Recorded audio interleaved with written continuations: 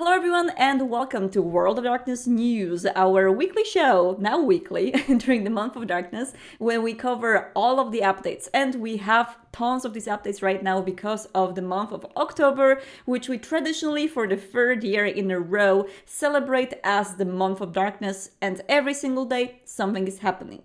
Today we're going to give you an update of what happened in the last week, as well as a special interview, which is our today's beat for Month of Darkness. And that is the interview with developers from Well Played Games. You haven't met them before. We actually haven't even shown that game before online. We've shown it live on PAX, and we're going to talk a little bit more about that today on the interview. So without further ado, let me see if the devs are waiting for me in the call. Let's see if they are here.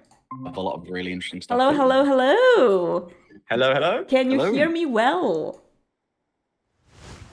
Can you Sorry, hear what was me? that? Can you hear me? Yes, we can. Yeah. Perfect. I can see you. I can hear you. The community can see you as well. Let's get into it then. Can we start with a brief introduction of yourself to the community? What do you do? What are your names? And yeah, let's start with that. Sure. I'll go first. So, hello, everyone. My name is Tom. I'm the game designer here at Well Played Games, actively working on, obviously, nothing but Clans of London. Hiya, I'm George. I'm also a game designer here at Well Played Games. Working on Clans of London, as you can tell.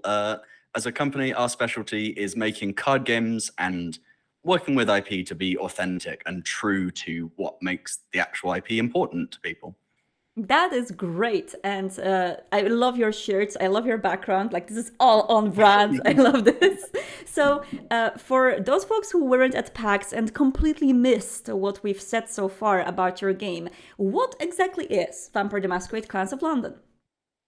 So, Vampire the Masquerade Clans of London is a mobile-first Vampire the Masquerade CCG. What's the CCG? Yes, so of course. So it was so focused in it. A collectible card game where over time you gather up kind of cool vampire cards and build decks with them, battle against other players. But we want to make something that is really feels like vampire. So we don't. A lot of card games, the gist is you fight someone and then they die. That that's the standard of card games. Yeah. We don't just want to make that. We want to make something that is so much more vampire, that is so much, we've thrown around the term weaving a web of political influence, because it wants to feel like you're really kind of engaging with the vampire world. All right, so players were able to already check out the first build of your game on PAX, and I was one of these players. I was glued to the tablet for hours to come and really trying to master these decks. So how did you approach preparing this build for PAX? What did you want it to achieve by showing this build in there? Yeah, it's a good question. Well, first, thanks so much for playing, obviously. And a shout out to anyone watching who might have attended PAX and seen the build as well. It's very, very lucky for you, because that was the first time we're ever showing the game in build form, right? It was the announcement. It was the first time anyone was ever able to play any of it. And so preparing for it was a real adventure. We had to prioritize the appearance of things. We needed to make sure that we were going to put something in front of players that looked the part. But then we also had to prioritize, what are we hoping to learn from this? As the first time we're ever showing the build to the public, and especially to World of Darkness fans, and especially to people who have been engaging with that IP for so many years, it was a real learning opportunity. And so a lot of the preparation went into figuring out, right, what are our goals in terms of what we want to learn from PAX? How can we best leverage that opportunity in terms of access to all those different players and all those World of Darkness fans in a way that better informs our development going forwards? Because ultimately, this is the first touch point. We're still a while away from release. And that means that we still have time to change things based on player feedback. And so it was really important for us to gather as much feedback in as many different ways as possible from PAX. And I think that's where a lot of our preparation went into, along with just putting out as high quality a game as we could for our players, which I hope we managed to achieve. Yeah, of course. Maybe you can also touch point on what was in that build a little bit and say, because I was able to remember play 3 different decks. And maybe we can give a little bit of a sneak peek of what people could see on PAX when they were there in person. Sure, yeah. So what we had there in the build at the time was 3 decks, as you said, based around different clans within Vampire the Masquerade. So I believe, if I remember correctly, your favorite might have been the Hecata deck. Yes, that was the one I was trying to master. The slightly more advanced deck with a lot of death triggers and stuff like that. I think people can kind of imagine how something like that might look. But we basically had these 3 decks. We had a tutorial level that people could play and kind of learn the rules of the game. And then we actually had, I think it was something like 8 different tablets all set up, connected to one another on the same network so that people could play in real time, kind of player versus player battles or matches. And I think that was hugely exciting to see people coming back and kind of trying to beat their friends. So speaking of which, what were your highlights from PAX when it comes to reactions, comments, and general engagement with the players?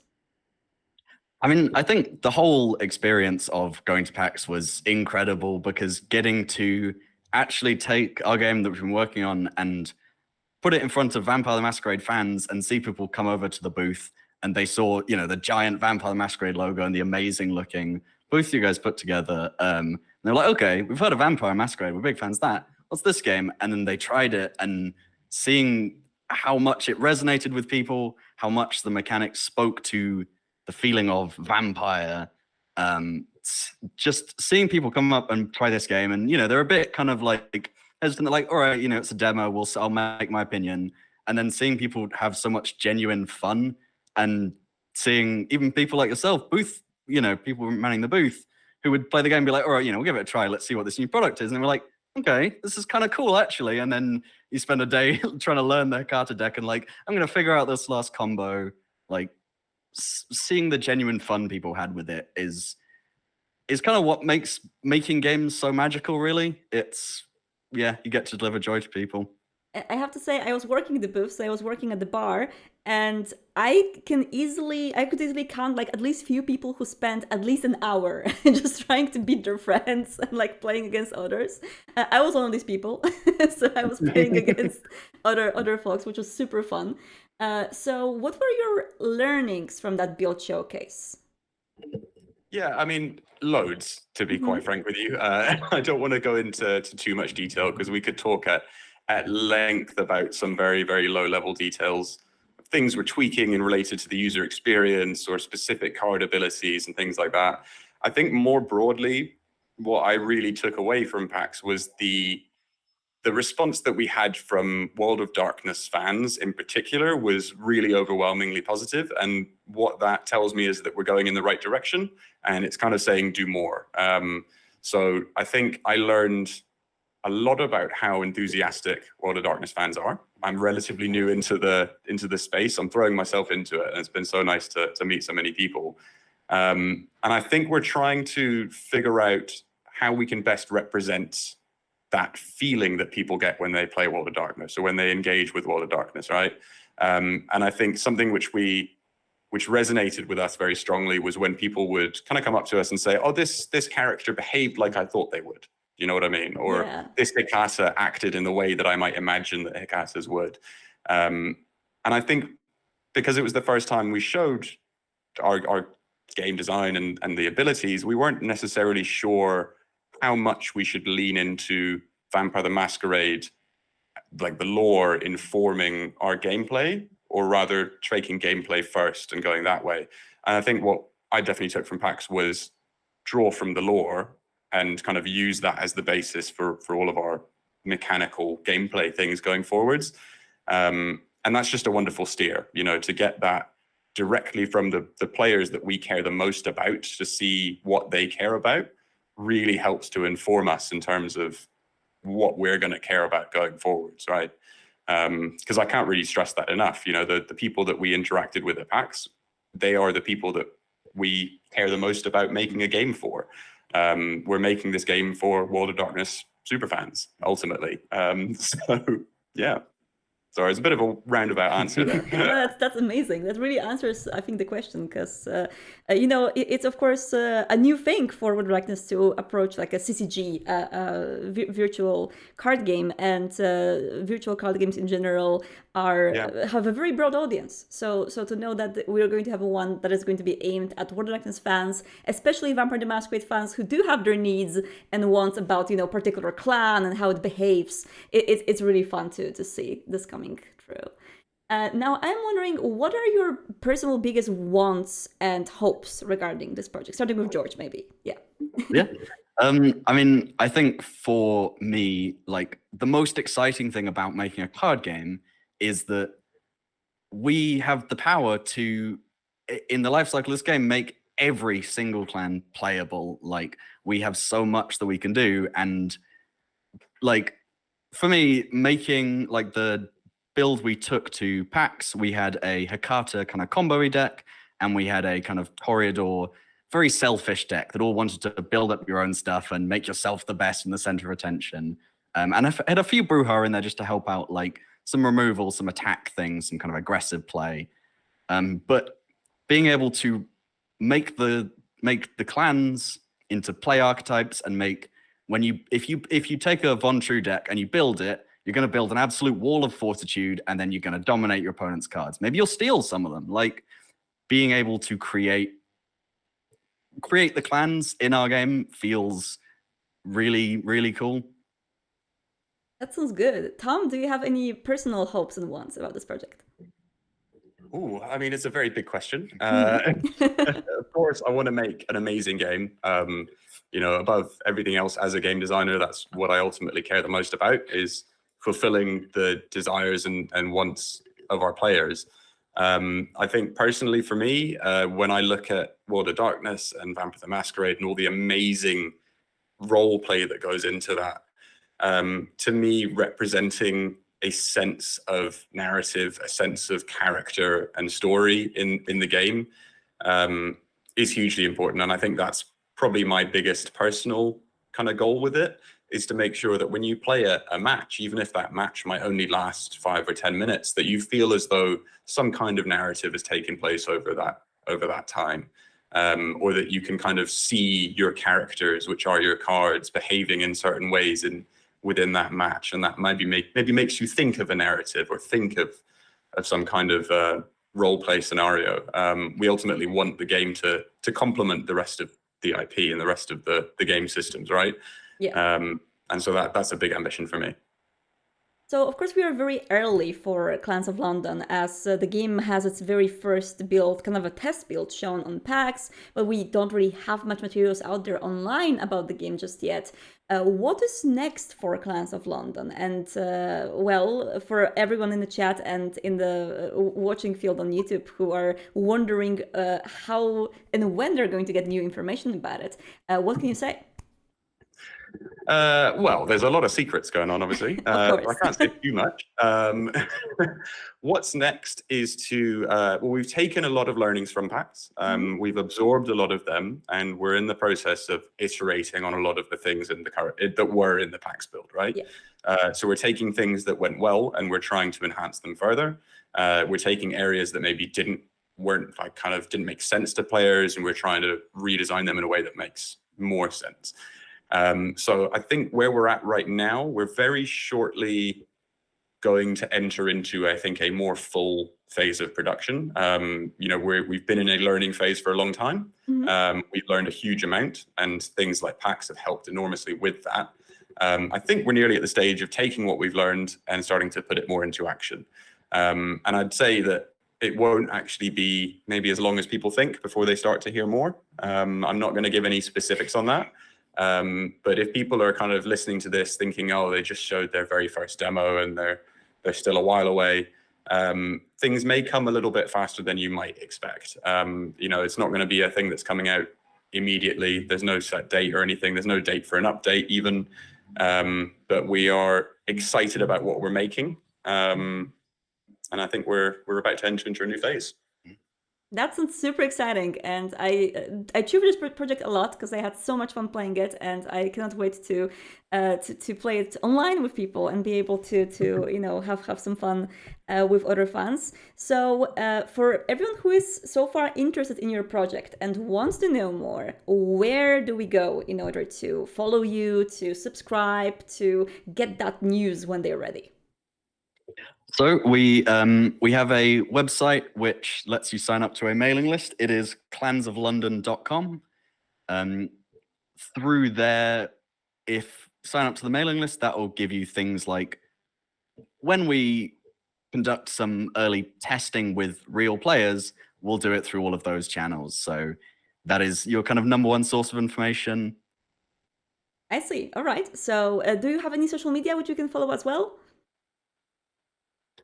We do not have any live currently. Yes. Okay, just yet. All right, we're going to wait for more updates. Then clansoflondon.com and the newsletter sign up is the best place to go in order to learn more about this project. And thank you so much, Tom and George, for joining me today. I had so much fun getting to the community a little bit more up to date of what you're doing to folks who have been on PAX and played your game in person.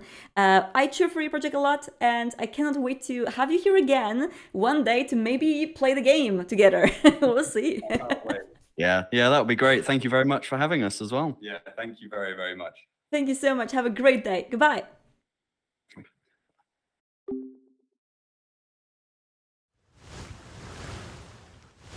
Well, these were the developers of Clans of London from Well Played Games, and as you heard them, clansoflondon.com is ready for your subscriptions for the newsletter if you want to know more. And of course, we're going to bring you any news on our social media and on our What News show as well. But right now, we're going to move a little bit more towards the different development team, the Chinese room developers of Bloodlines 2, who have put out a brand new dev diary for Vampire the Masquerade Bloodlines 2.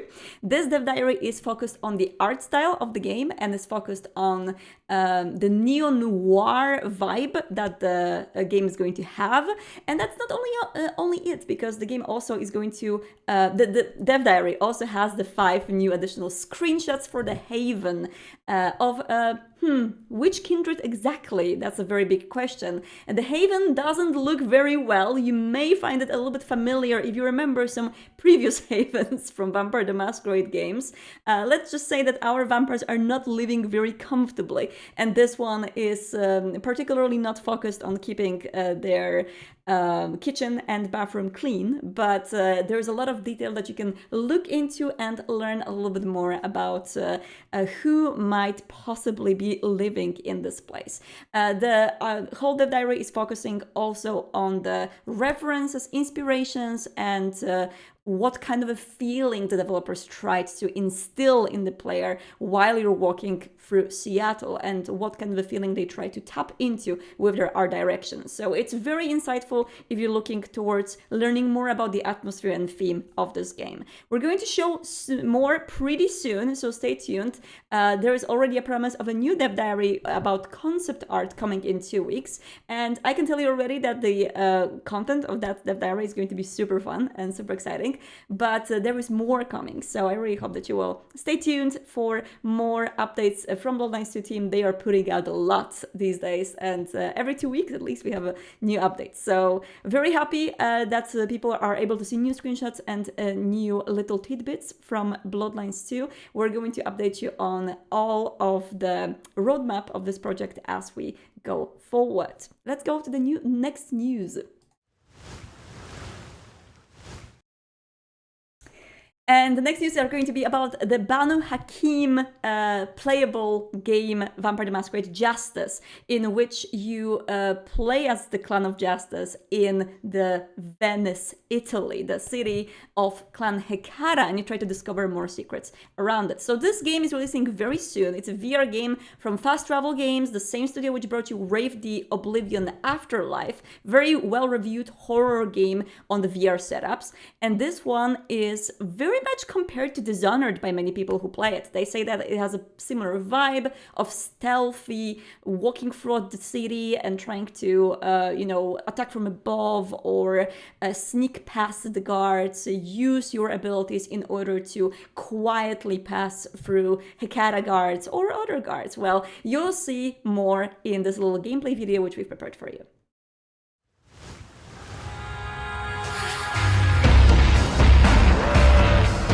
Alright, it's time for a blood-sucking adventure. Italy. No one remembers my real name anymore. Oh, that's a good voice. I know it is customary for an elder to give fledglings an introduction into the world of the kindred. Unfortunately, you'll have to make do with me. My sire gave me the nickname. At first just to mock me, then to keep me on the path, as he was saying. Eventually, I embraced it. It's what drives me, and it's only natural that I identify with it completely. I, like you, am a child of Haqim. We killed for the greater good, and we kept to ourselves amongst the ancient texts and relics he had found over the Happened there? centuries. I'm getting goosebumps, guys. There was a Nosferatu waiting for me there. The low ground. Someone that could help me. But Kaiser said he did have an agenda of his own. The moon. And here we are in Venice. It looks absolutely glorious and so moody. I love it. Currently in a tutorial where I'm learning how to grab stuff from afar, and it's very like Half-Life Alyx. You can interact pretty much with anything, and that's pretty cool because you can grab things and move them around. Why not? And there's also a lot of environmental storytelling. Does he break? Okay, it does not. Maybe if I could do it a little bit harder. Oh! Damn it, that broke! Oh, that's awesome. Oh, can I eat this? Okay, no. Let's try to catch it. Come on. Oh my! I got it! Shall we try to eat this? I don't know. Okay, let's try it. Oh my god, I'm eating it! No way! Ah, that is disgusting. What happened here? His head had been tampered with, but I was beginning to suspect there was more to it. Mortal Venetians shunned some areas in Venice that Oh no. What is happening over there, guys? And shoot. Perfect. Bear in mind that any power we use is gonna use anger, so we have to replenish it. That's the best. Mira, se queda dormido con un dardo en la cabeza. Qué guapo. Y la cojo yo por aquí. Y tranquilamente. Venga, para este cuello. Oh. Y ya está. Y ella, pues ya, ahí. Oye, estás. Oh. Se cayó. Bueno, es lo que tiene ser un vampiro. Oh, okay, I nearly got spotted. So let's create Oblivious Sleep. Let's create one of these. Put it there. That is very, very cool. Right, now I'm going to eat him. Bro. Este cable. Necesito abrir la puerta, pero para abrir la puerta tengo que desconectar el sistema eléctrico. ¡Un martillo! Me llevo el martillo. Este martillo funciona. Ah, vale, es esto. Tengo que desconectar esto. Se ha abierto la puerta, perfecto. A ver, la cámara. Mira para acá, ven pa', corre. Ahora. Bien. Oh. Drink his blood first. Oh, nice. Go. No, let's go. Oh, we got it. No way. Oh my gosh. We made it, guys.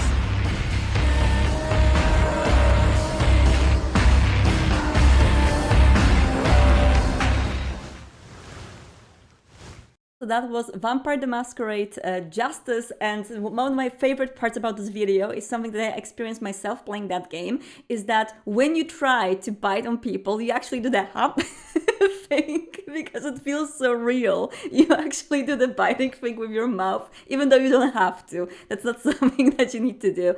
I am personally very bad at this game, I have to admit, because I am just too ashamed to like pull people towards me and start biting them, so I'm always like and it never works out. So yeah, I have to be a little bit more courageous in my biting, let's say.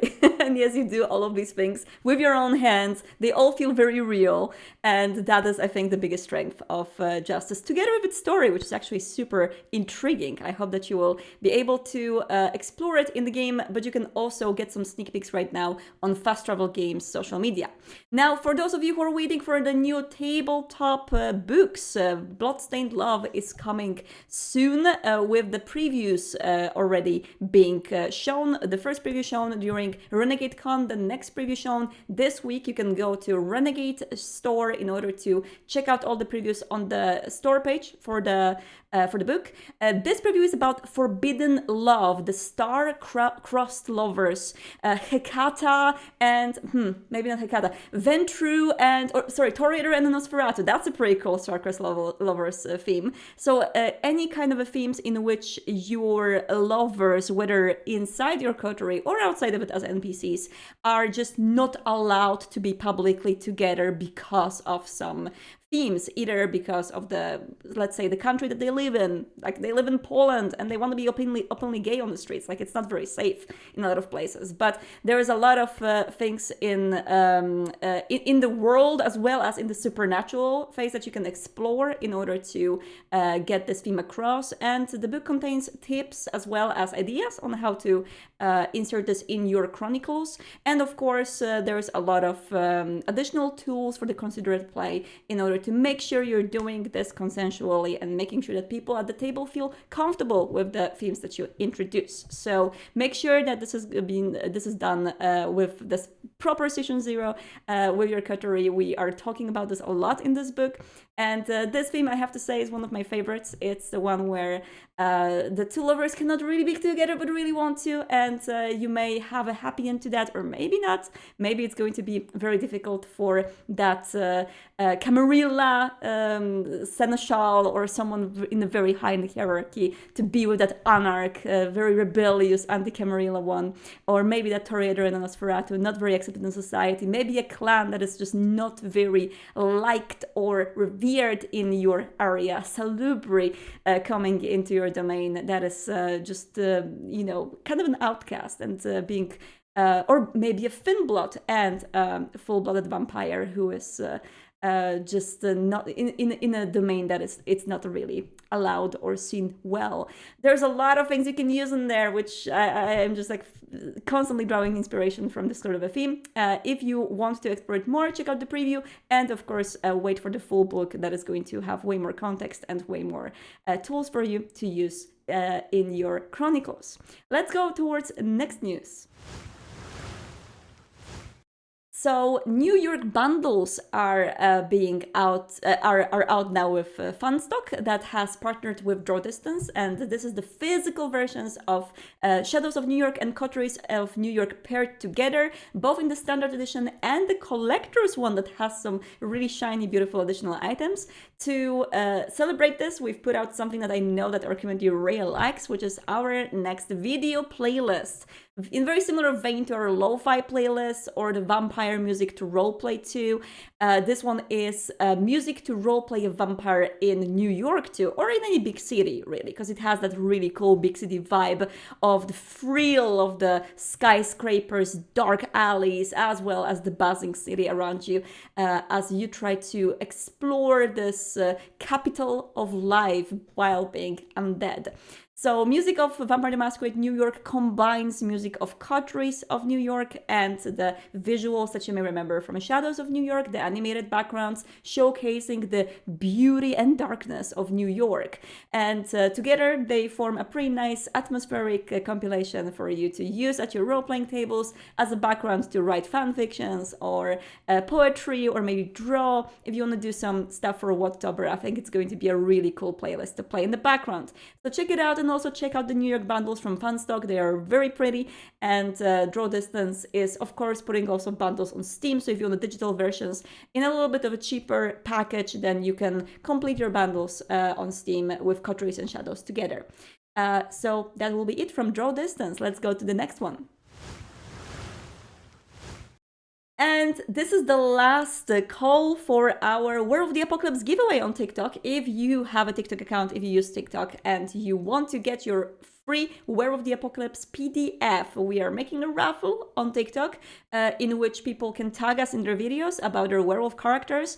You don't have to know anything about War of the Apocalypse, just tell us what kind of a cool werewolf you'd like to play, and we are going to send multiple copies of War of the Apocalypse PDF digital edition to folks on TikTok. So if you have a TikTok account and you want to participate, make sure to tag us with World of Darkness. That is our account that we are going to send the books from. We're going to reach out to people for DMs early next week in order to send these out. All right, that will be all for the news this week. I am going to be joined by Hadi right now, and we will go through Vamily Spotlight. Let's see if Hadi is awaiting me. Hello, Hadi. Can you hear me? Hey, I can. How are you feeling? I'm okay. I can hear your throat being a little bit dead, and that beautiful, beautiful mug. I love it. It's so gorgeous. How is our board looking today? How is the week? Looking great. Of course, as always, Wadtober is going strong, and having to pick just a couple for every single day is so difficult.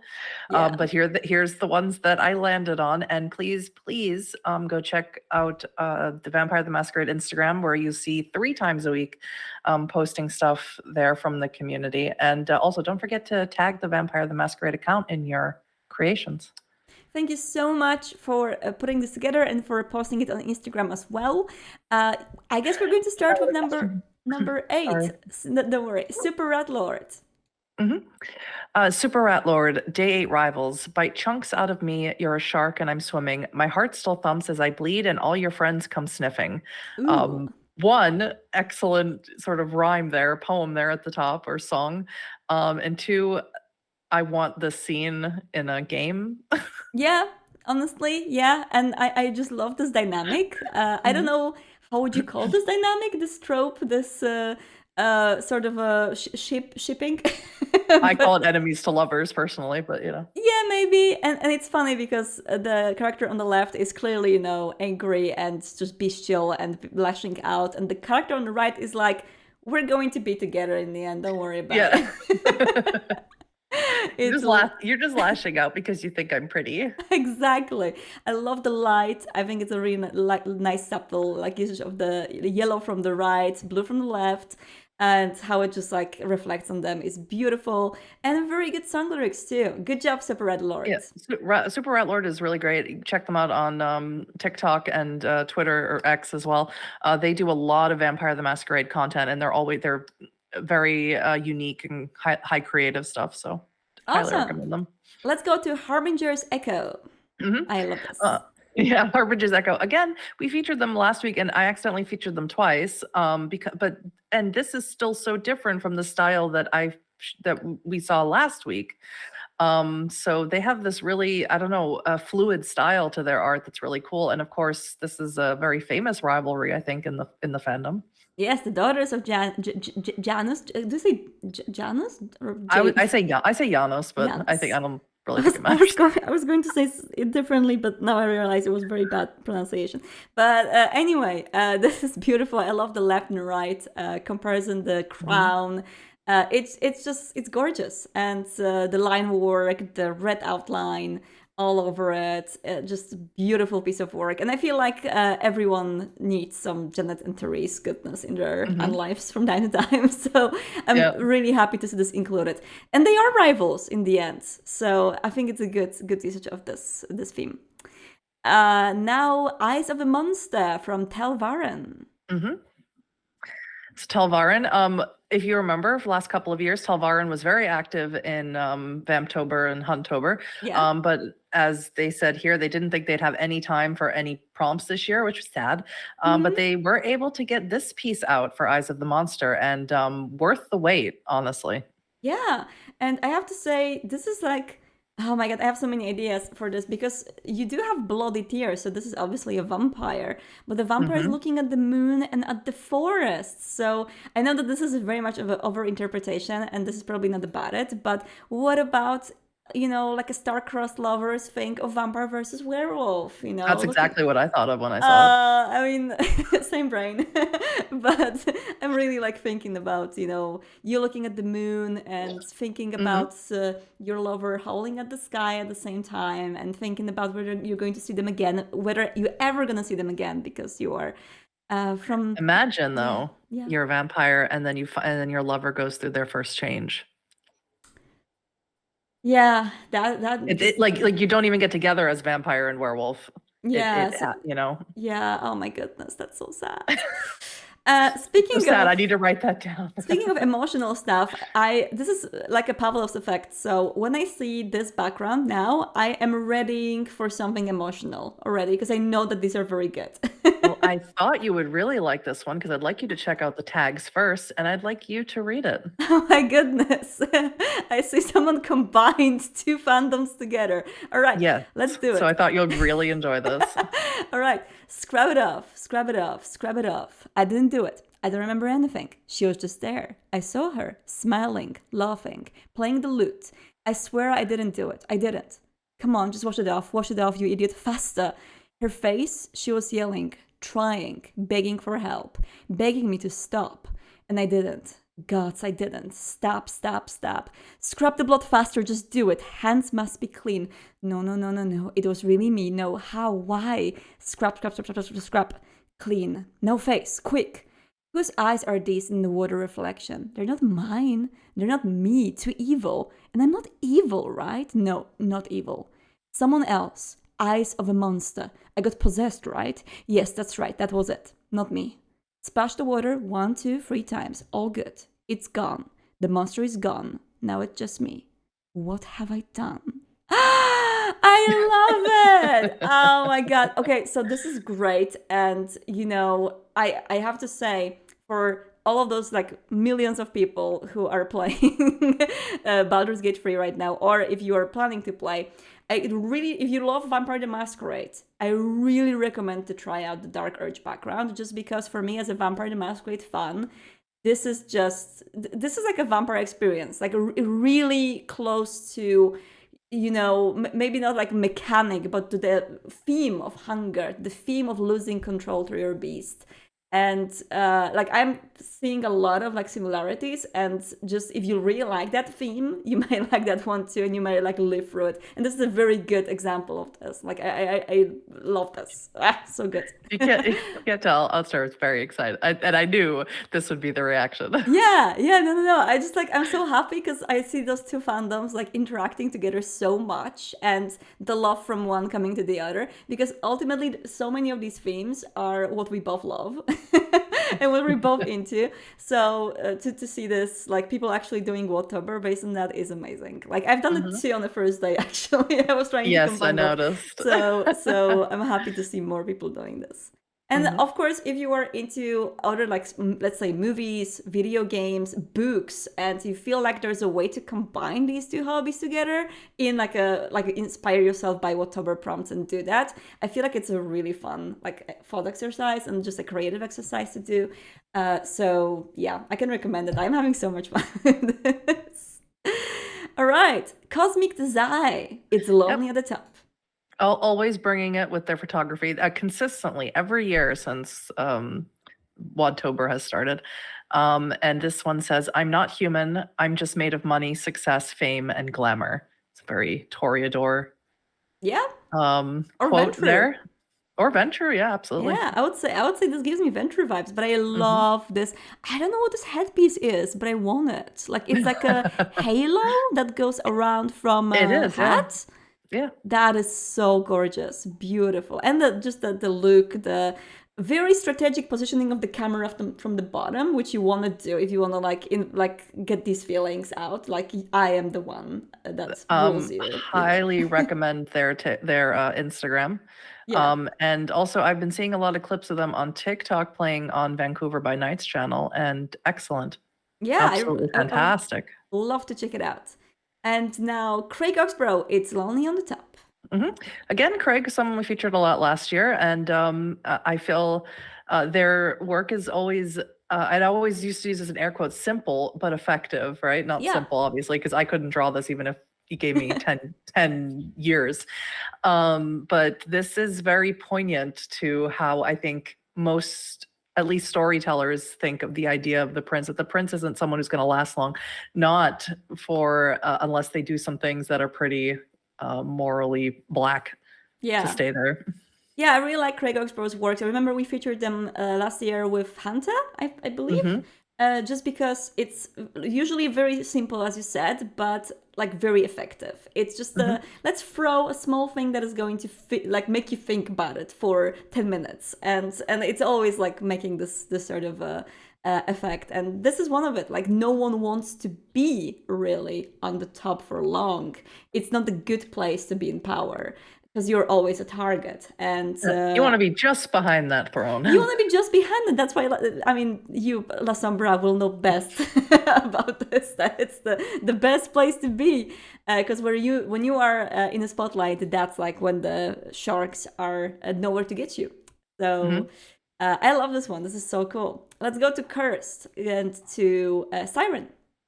Yep, Cryptic Siren, again, someone we featured a lot last year, and they are showing off a lot of their work from last year, going with the themes of Wadtober, and this is one of my favorites, Cursed, just La Sombra things. Which of course is one of my favorite things about the La Sombra, is losing their reflection and stuff. Yeah, can you imagine not being ever able to see yourself in the mirror? I think I would vibe with that. I think I would be totally fine. I think I would be like, you know what? I don't like, everyone else has to see my stupid face all the time. That wouldn't bother me. Not being able to use electronics would be the thing that would really get me. Yeah, that is true. That is true. Maybe it will be healthy for us. But I refuse to accept that. All right, let's go to Holly Berry. Oh wow, that's so good. That's so cool. Yeah. So so some art that we don't see very much of is ghoul art. And I would like to formally request more ghoul art, because the idea of being a ghoul, or your character having a ghoul or playing a ghoul, comes with a lot of really intense themes, right? And I love to see them being explored. So this is Maggie, a tired, unemployed, sad girl and stressed ghoul trying to deal with a problem while her regent's away. You just gave me an idea of like a you know how you have like the support circles where you like go and just tell your stories, and like Alcoholics Anonymous. Yeah, exactly. But for ghouls and the chronicle baseline. That was so fun. But yeah, I agree. As well. This is the official request for more ghoul art. Please draw your ghouls and enjoy the ghouls. We love ghouls, and this ghoul is beautiful. I love the drawing, the details on the hand. I love the absolute fear, shock,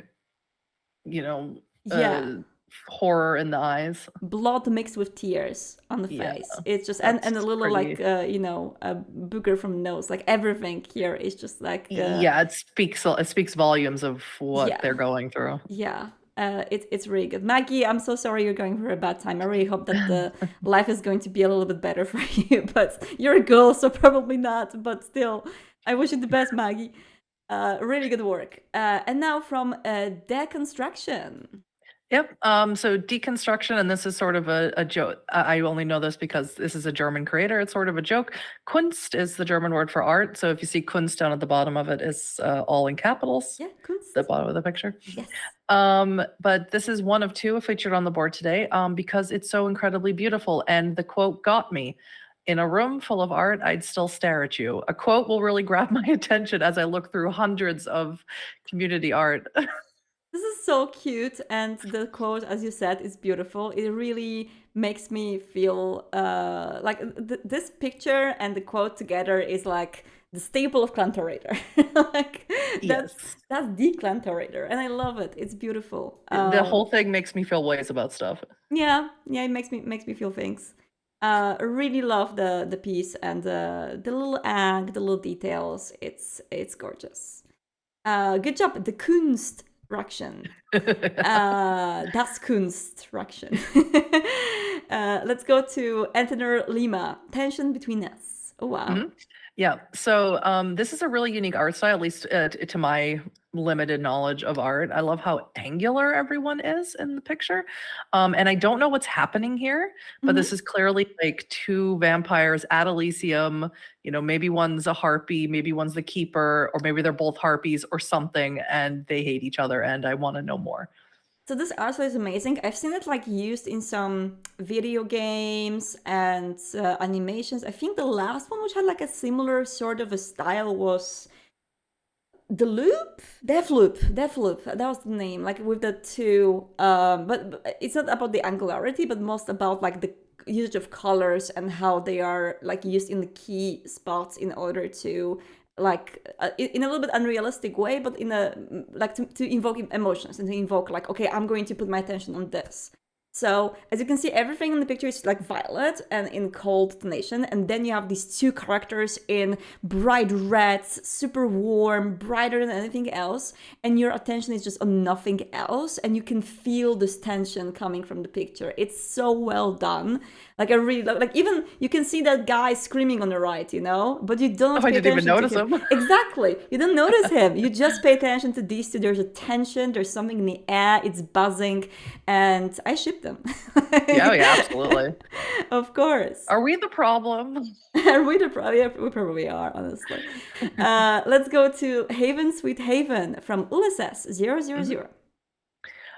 This is just I don't know, again, this is one of those art pieces, another thing that will really grab my attention is if I look at an art piece and I go, I really don't understand everything that's happening here, but I want to. Yeah. And this is clearly a coterie of some kind. And they are, you know, either in a polycule or they're just, you know, very close. And it says they sleep together, they sleep together, they sleep together, together they sleep. Oh, I mean, cute, but also sad. Yeah, right. It's some vibe there. I don't know what it is, but I want to know. It's you have one who is a painter, the other one reads a lot, and the third one I think is working on a person. Oh, there's like a corpse in here, so it looks like a doctor too, because it's not a corpse. I think it's a living body, maybe because there are IVs plugged in, or maybe he's just like drawing blood. And there was like the fact that they are so tight together and sleep together is really sweet, but also very sad, because you know how maybe they don't have anyone else anymore, and they just rely on each other so much. It's so cute, but also sad. Yeah, absolutely. You shouldn't rely too much on your fellow vampires, okay? Like if you do that, this is a recipe for disaster coming sooner or later, which we love. All right, and now Melon 195-422-05. I think they're on Instagram at Melon and Art, I think is this creator. Day 13, Haven Sweet Haven, Midnight Barbecue with the Boys. Now the tags in here are Vampire the Masquerade, but this gives me Hunter vibes. It does, yeah, but there is a moon in the sky, so you know they could be werewolf. They may be making a little barbecue. I'm wondering if what if this is all of them? Like, what if the little boy in there is a or a girl? I'm not sure, or they them is a werewolf, and then the waving person is a vampire, and then the person who cooks is a hunter. You just want everyone to get along, don't you? I do, and then I always suffer because of it, which is I can see that. Yeah, it's great. You would if I was your storyteller. For trying to constantly make friends. Yes. And now Lines Drawn in Blood, and we do have deconstruction again. I know that you asked me specifically, can they feature them again? And I was like, of course you can. It's fine. It's good. Yes, so obviously again the quote got me, besides this is a fantastic art, there are a million ways to bleed, but you are by far my favorite. And it's just, especially because, you know, you and me, we talk a lot about Bloodstained Love, and we're both very excited for that to come out and stuff. Yeah. So this sort of just gives me that vibe, and I was just really excited to show it. Yeah, and it's also like bittersweet because there are millions ways to bleed, but you are by far my favorite. It's not a good relationship. It's an abusive relationship, like they're taking from you. And of course, that's also like something that is important to mention. And it is in Bloodstained Love that, people, and in general, like vampire love is in many ways problematic. Like there's a lot of things in these relationships which are just, not great and may symbolize or be translatable into very toxic relationships. Someone is like literally leeching from you all the time and probably gaslighting you and probably like not being honest with you. But it's a forbidden kind of love, and I feel like with good considerate play rules and with a very good team to play with, you can explore these themes in comfort and in friendship with others. And it can be like cathartic, especially for people who have been through really bad stuff in the relationships in the past, for example. Like I've been really like, for me, Vampire the Masquerade used to be like that kind of escapism and way out in order to be like, you know what, I'm going to like own these themes. I'm going to like play it and feel super comfortable with my friends, exploring these difficult themes and just enjoying them. So it's been kind of a weird healing sort of a thing, and I feel like it's cathartic. Yeah, it's cathartic, yeah, and a lot of players have a similar feeling. So it's not only about ooh, cute vampires in love. I think it can be. It can be too. Yeah. I absolutely agree with you, and I'm going to be a player for the first time in 3 years. Yeah. So, and very important to talk with your ST and your fellow players, and this particular theme that you were talking about is something that my character may possibly get a chance to explore, which I've already discussed with the ST and stuff. That's good. Yeah. That's important. And I'm very excited about it. It's funny because like every single vampire I currently play is in some sort of relationship, and none of these relationships are very great. Like they go all the way from like outright abusive to just like unhealthy, or just like we found each other in the night, we try to make it work, but maybe it sometimes doesn't. So that's the healthiest one I have. That's as healthy as it's gonna get. As healthy as it's gonna get. And honestly, it's great to explore it with other players who are aware of the themes and who are aware of how their boundaries as well, and they're like, okay, this is my boundary, I don't want to cross it, let's explore stuff within it, and let's make sure that we're both enjoying it. So it makes a game so much better when you do talk to everybody and have all these clear lines, because then where a storyteller can push, where you're comfortable, or then they can sort of lean into that and sort of let those things that make you uncomfortable fall away. Yeah. If I can give like one tip to people like listening to this and maybe having like thoughts of, maybe I should or maybe I shouldn't, like always, if there's always a question in your head whether you should bring up some topic or not, whether there's something that you like, I don't know whether I should ask about that. Maybe I will make other people uncomfortable by saying that I am not cool with something. Just do it. Like communicate. Always communicate. Make sure to tell other people that something is not making you comfortable, or you just don't want to go in a particular way. As soon as possible. Sooner.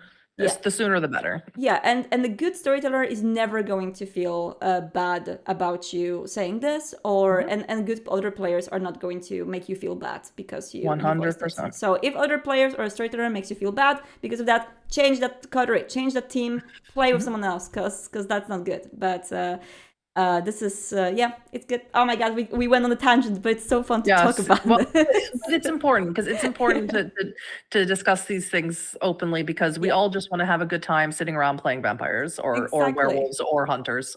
Yeah, and now speaking of lines drawn in blood, from again Ranger in Alex.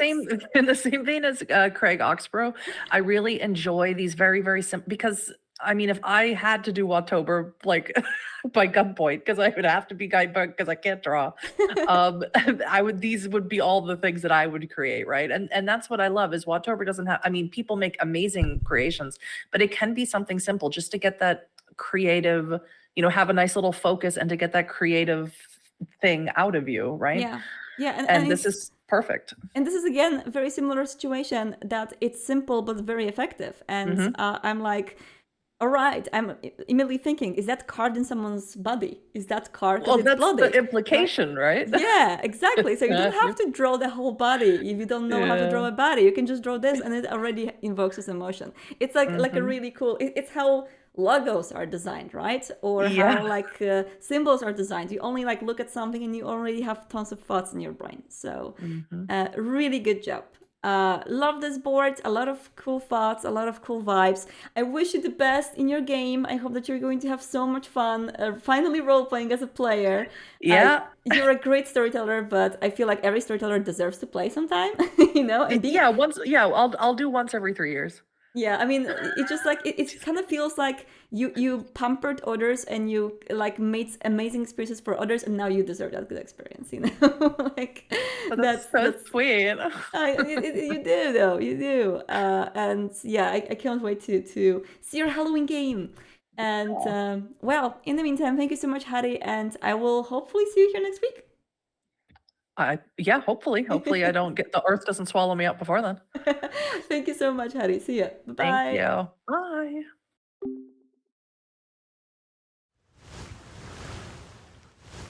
And on that lovely note, that will be all for us. For those of you who are watching us on YouTube, thank you so much for tuning in. I will be seeing you next week. And for those of you watching us on Twitch, stay tuned for a little bit of a Q&A at the very end. Do not get lost in the night. Goodbye.